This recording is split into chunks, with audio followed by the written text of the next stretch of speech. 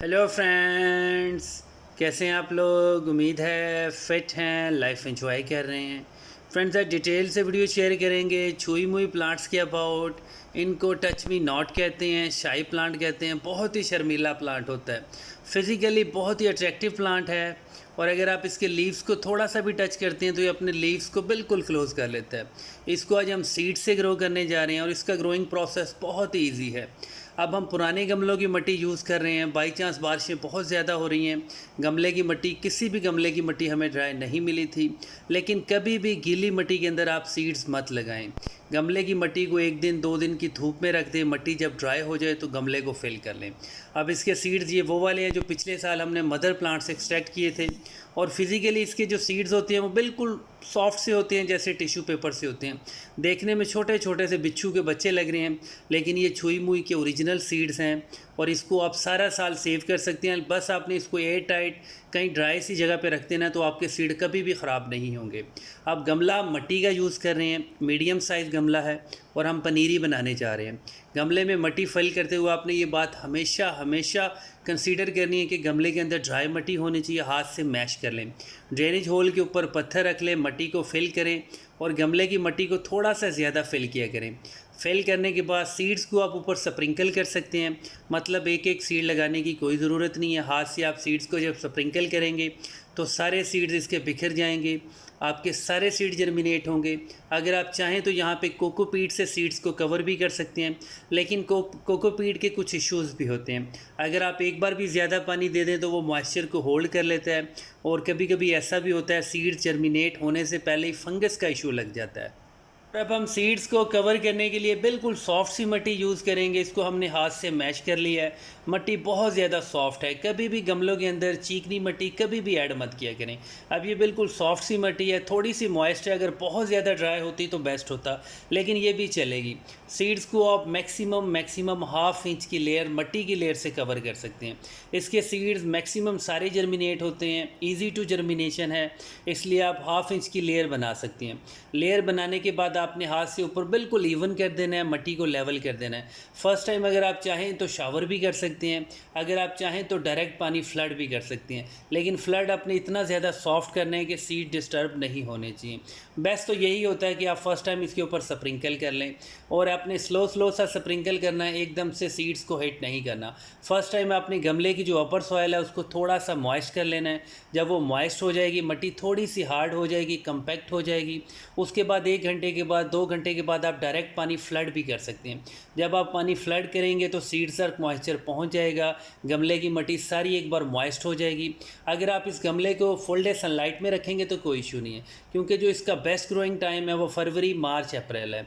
इन तीनों मंथ्स में बहुत ज़्यादा गर्मी नहीं होती है।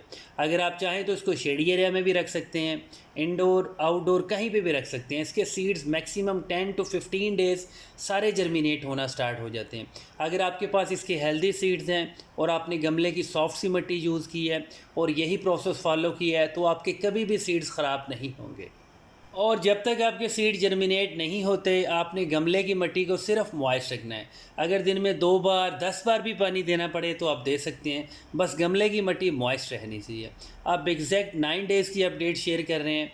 इस गमले को हमने बारिशों से बचा के थोड़ा सा गमलों के सेंटर में रख दिया था, ताकि इनडायरेक्ट अगर थोड़ा बहुत पानी लग भी जाए तो कोई इशू नहीं है। अब हमारे सीड जर्मिनेट होना स्टार्ट हो चुकी है और ये कुछ ऐसे सीड होते हैं कि फ़िज़िकली आप इनके बेबी प्लांट्स को भी टच करें तो लीव्स को ये बिल्कुल क्लोज कर लेते हैं। अभी इसके सीड जर्मिनेट हो रहे हैं, हमने इसको बिल्कुल भी फर्टिलाइज़र नहीं दिया। फर्टिलाइज़र आप तब दिया करें जब आपका बेबी प्लांट्स मैक्सिमम 1 इंच या 2 इंच का हो जाए। अभी इनको सिर्फ और सिर्फ मॉइस्चर चाहिए, ह्यूमिडिटी चाहिए। अगर आप कोई फर्टिलाइज़र देना भी चाह रहे हैं तो कोई दे सकते हैं, लेकिन कोई लीफ कंपोस्ट दे सकते हैं जो ठंडी खाद होती है, जिसको आप गले सड़े पत्तों की खाद कहते हैं। कोई भी दूसरी खाद जैसे गली सड़ी गोबर की खाद इसको मत दें आप। अभी एग्जैक्ट 28 डेज़ के बाद मैक्सिमम हमारे सीड जर्मिनेट हो चुके हैं और काफ़ी सारे बेबी प्लांट्स हैं जिसके ऊपर ट्रू लीव्स आ चुके हैं। मतलब इनके जो लीव्स हैं, जो इनके छोटे छोटे से लीव्स हैं, वो बिल्कुल खिल चुके हैं और ये इतने सेंसिटिव है। अभी भी ये बिल्कुल सेंसिटिविटी को फील कर रहे हैं। अभी ये बेबी प्लांट्स है, अभी इनको ट्रांसप्लांट ना करें। ओवरऑल ये प्लांट बहुत ज़्यादा हीट होता है। अगर आप अभी भी इनको ट्रांसप्लांट कर लेंगे तो इनको कभी भी ट्रांसप्लांट शॉक नहीं लगेगा, लेकिन अभी इनमें इतनी ज़्यादा मैच्योरिटी नहीं आई है। हो सकता है जब आप इनकी रूट्स को निकालेंगे वो हो सकता है डैमेज भी हो जाए और शायद अभी कुछ सीड जर्मिनेट होना बाकी हों। अभी आप इनका और थोड़ा सा वेट करें। एग्जैक्ट 35 डेज़ के बाद अब उम्मीद है कि हमारे सारे के सारे सीड जर्मिनेट हो चुके हैं। बेबी प्लांट्स काफ़ी ज़्यादा हेल्थी हो चुके हैं। इस स्टेज पे आप इनको ट्रांसप्लांट कर सकते हैं, कोई इशू नहीं है। लेकिन ट्रांसप्लांट करने से पहले गमले को एक बार थोड़ा सा ज़्यादा पानी दिया करें। इतना ज़्यादा पानी बेस्ट होता है कि गमले की मिट्टी मॉइस्ट हो जाए और एक एक बेबी प्लांट्स की रूट्स को आप बिल्कुल सॉफ्टली उसको खींच सकते हैं। उसको न्यू गमलों में शिफ्ट करें तो आपका प्लांट बहुत ज़बरदस्त ग्रो करेगा। इस प्लांट की बहुत ज़्यादा रूट्स नहीं होती है। अगर आपके पास रूफ टॉप है या बालकनी है या टेरेस है तो जो आपके पास दूसरे गमले हैं उनके अंदर अगर थोड़ी थोड़ी स्पेस है तो वहाँ पे भी इनको लगा सकती हैं। ये बहुत जल्दी ग्रो करते हैं। सर्दियों में इनके लीव्स बर्न हो जाते हैं लेकिन ये प्लांट आपका परमानेंट होता है, कभी भी ड्राई नहीं होता। लेकिन थोड़ा सा इशू ये होता है कि अगर आप रूफ टॉप पे या मई जून जुलाई में जब बहुत ज़्यादा गर्मी होती है और अगर आपके एरिया का टेम्परेचर 45 या 50 तक जाता है तब आपके प्लांट्स थोड़े से ख़राब होने लगते हैं। सबसे बेस्ट यही होता है कि आप इसके गमलों को ऐसी जगह पे रखें जहाँ पे सिर्फ़ और सिर्फ 4 या 6 घंटे की डायरेक्ट या इनडायरेक्ट सनलाइट आती हो। आपके प्लांट्स हेल्दी होंगे। लेकिन एक और इम्पॉर्टेंट चीज़ यही है कि इसको फर्टिलाइज़र वो वाला देना है जो फुली डिकम्पोज हो। बेसिकली ये वाइल्ड प्लांट्स हैं। अगर ये आपके किसी भी एरिया में ग्रो कर रहे हैं तो ये सारा साल ग्रो करते हैं। लेकिन ये वहाँ पे बेस्ट ग्रो होते हैं जहाँ पे लीफ कंपोस्ट होती है। मतलब बड़े बड़े दरख्तों के पत्ते गिरते हैं, वो डिकम्पोज होते हैं, गल सड़ के खाद बन जाते हैं। वहाँ पे अगर इसके मदर प्लांट्स हैं तो वहाँ पे वो बहुत ज़बरदस्त ग्रो होते हैं। इनको बहुत ज़्यादा हीट प्रोड्यूस करने वाली खाद जैसे यूरिया, DAP कभी भी ना दें। सिर्फ़ और सिर्फ मिट्टी के गमलों में ग्रो करें। Thank you.